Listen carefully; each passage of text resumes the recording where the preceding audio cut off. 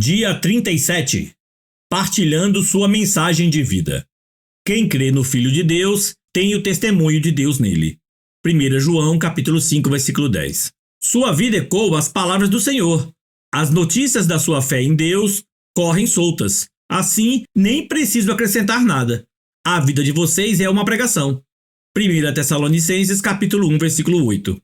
Deus lhe deu uma mensagem de vida para compartilhar. Quando você se tornou cristão, tornou-se também mensageiro de Deus. Ele quer falar ao mundo usando você. Paulo disse: falamos a verdade diante de Deus como mensageiros de Deus. 2 Coríntios 2,17. Você pode sentir que não tem nada para compartilhar, mas isso é apenas o diabo tentando mantê-lo em silêncio. Você possui um tesouro de experiências que Deus deseja usar a fim de trazer outras pessoas para a família da fé. A Bíblia diz: quem crê no Filho de Deus tem em si mesmo o testemunho de Deus. 1 João 5,10. Essa mensagem de vida está dividida em 4 partes. Seu testemunho. A história de que você iniciou seu relacionamento com Jesus.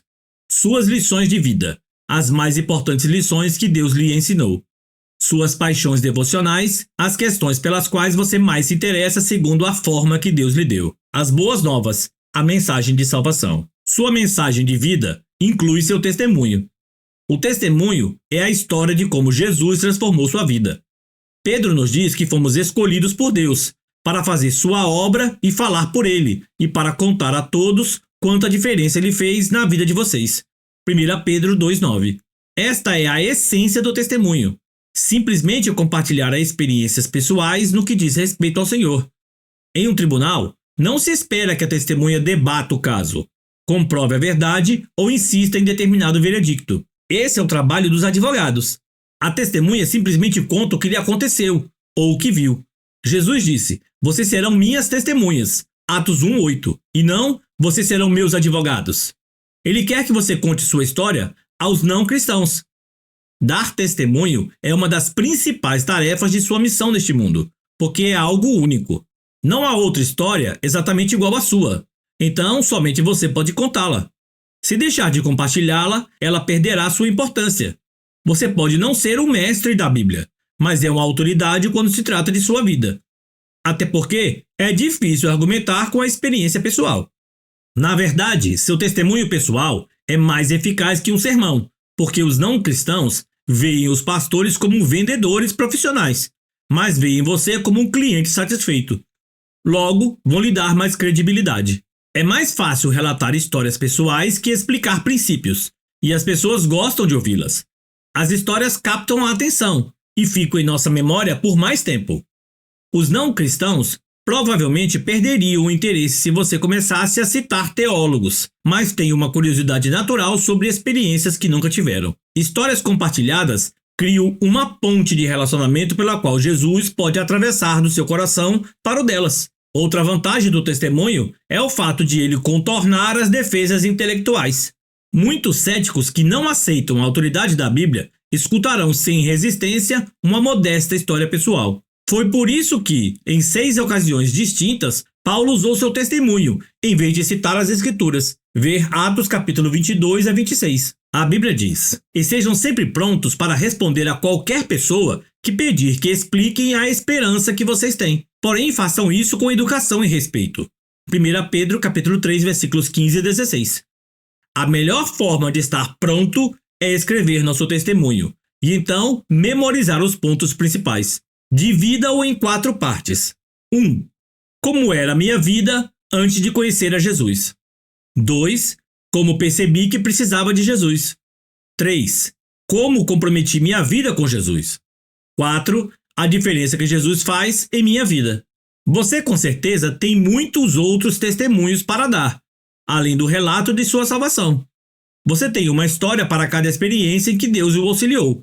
Faça uma lista de todos os problemas, circunstâncias e crises nos quais Deus interveio a seu favor. Então seja sensível e utilize o relato que melhor se relacione com a situação de seu amigo não cristão.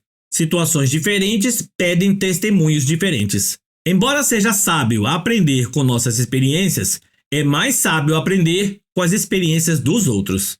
Sua mensagem de vida inclui as lições de vida que você aprendeu. A segunda parte de sua mensagem de vida São as verdades que Deus lhe ensina a partir de suas experiências com Ele. Trata-se de lições e discernimentos que você continuamente aprende sobre Deus, envolvendo relacionamentos, problemas, tentações e outros aspectos da vida. Davi orou: Ó Eterno, ensina-me lições de vida, para que eu possa permanecer no curso. Salmo 119, 33. Infelizmente, é comum não aprendermos nada com o que nos acontece. Sobre os israelitas, a Bíblia diz: em várias ocasiões Deus os resgatou, mas eles nunca aprenderam, até que finalmente foram destruídos por seus pecados. Salmo 106, 43. Você provavelmente já conheceu pessoas assim. Embora seja sábio aprender com nossas experiências, é mais sábio aprender com as experiências dos outros. Não há tempo suficiente para aprender tudo na vida por tentativa e erro. Devemos aprender com as lições de vida dos outros. A Bíblia diz: quando alguém está querendo aprender, o conselho de uma pessoa experiente vale mais do que anéis de ouro ou joias de ouro puro. Provérbios 25, 12.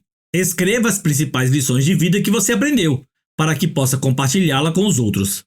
Devemos ser gratos a Salomão por tê-lo feito, pois ele nos deu os livros de Provérbios e Eclesiastes, que estão repletos de lições práticas para a vida. Imagine quantas frustrações poderiam ser evitadas se aprendêssemos a extrair lições de tudo o que acontece com as pessoas que nos cercam. Pessoas maduras desenvolvem o hábito de extrair lições das experiências do dia a dia. Insisto em que você faça uma lista das lições aprendidas. A menos que as tenha anotado, você provavelmente não tem o hábito de pensar nelas. Eis algumas perguntas para avivar sua memória e fazê-lo começar a escrever. O que Deus me ensinou com o fracasso? O que Deus me ensinou com a falta de dinheiro? O que Deus me ensinou com a dor, a tristeza ou a depressão? O que Deus me ensinou durante a expectativa? O que Deus me ensinou com a doença? O que Deus me ensinou com a decepção? O que aprendi com minha família, minha igreja, meus relacionamentos, o grupo a que pertenço e os que me criticam? Sua mensagem de vida inclui compartilhar sua paixão pelas coisas de Deus. Nosso Deus é um Deus apaixonado. Ele ama apaixonadamente algumas coisas e apaixonadamente detesta outras. À medida que você se torna íntimo do Senhor, Ele o faz sentir uma paixão por algo que realmente importa para Ele, de modo que você possa ser seu porta-voz no mundo. Pode ser uma paixão por um tipo de problema, por um propósito, por um princípio ou por um grupo de pessoas. Seja o que for, você sentirá compelido a falar a esse respeito e a fazer o que estiver ao seu alcance para mudar a situação. Você não consegue deixar de falar a respeito das coisas que mais lhe despertam interesse. Jesus disse: o coração do homem determina o que ele fala. Mateus 12, 34. Temos na Bíblia dois exemplos disso. Davi, que declarou: o grande interesse que tenho por ti e pela tua casa arde como uma fogueira dentro de mim. Salmo 69, 9. E Jeremias, que disse: a tua mensagem queima como fogo em meu coração e em meus ossos. Não posso me manter em silêncio. Jeremias capítulo 20, versículo 9. Deus concede a algumas pessoas o ardor de defender uma causa. É quase sempre um problema que foi sentido na pele.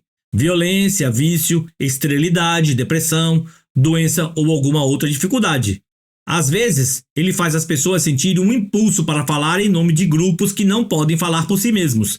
Os que ainda não nasceram, os perseguidos, os pobres, os encarcerados, os maltratados, os desfavorecidos e os que não tiveram direito à justiça. A Bíblia está cheia de orientações para defendermos os indefesos. Deus nos concede diferentes paixões a fim de que se concretize tudo o que Ele quer que seja feito no mundo. Deus usa pessoas apaixonadas para promover o reino. Ele poderá fazê-lo apaixonar-se pelo trabalho de implantar igrejas, fortalecer famílias, financiar traduções da Bíblia ou treinar líderes cristãos. Você pode ter recebido de Deus a paixão por alcançar determinado grupo de pessoas com o evangelismo, homens de negócios, adolescentes, estudantes estrangeiros, jovens mães ou aqueles que praticam determinado esporte ou lazer. Se você pedir a Deus, Ele fará seu coração arder por algum país ou por algum grupo étnico específico que precise desesperadamente de um vigoroso testemunho cristão. Deus nos concede diferentes paixões, a fim de que se concretize tudo o que Ele quer que seja feito no mundo. Você não deve esperar que alguém se entusiasme por sua paixão.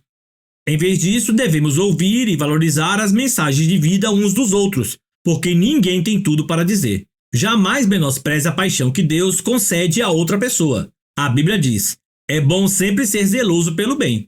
e não apenas quando estou presente. Gálatas 4:18. Sua mensagem de vida inclui as boas novas. O que são as boas novas? As boas novas revelam como Deus justificou a humanidade. Isso tem seu início e seu fim mediante a fé. Romanos 1:17. Deus estava em Cristo, reconciliando o mundo consigo mesmo, não levando mais em consideração o pecado das pessoas contra ele. Essa é a maravilhosa mensagem que ele nos deu para anunciar aos outros. 2 Coríntios 5:19. As boas novas consistem nisso. Quando confiamos na graça de Deus para nos salvar, pelo que foi realizado por Jesus, nossos pecados são perdoados, passamos a ter um propósito para viver, e nos é prometido um futuro lar no céu. Existem centenas de ótimos livros que ensinam a pregar as boas novas, mas nem todo o treinamento do mundo vai motivá-lo a testemunhar de Cristo enquanto você não tiver assimilado as 8 convicções expressas no capítulo anterior. O mais importante é que você aprenda a amar os perdidos, tal como Deus os ama. Deus nunca criou uma pessoa por quem não sentisse amor. Todos são importantes para ele. Quando Jesus estendeu os braços na cruz, ele estava dizendo: "Eis o tanto que os amo."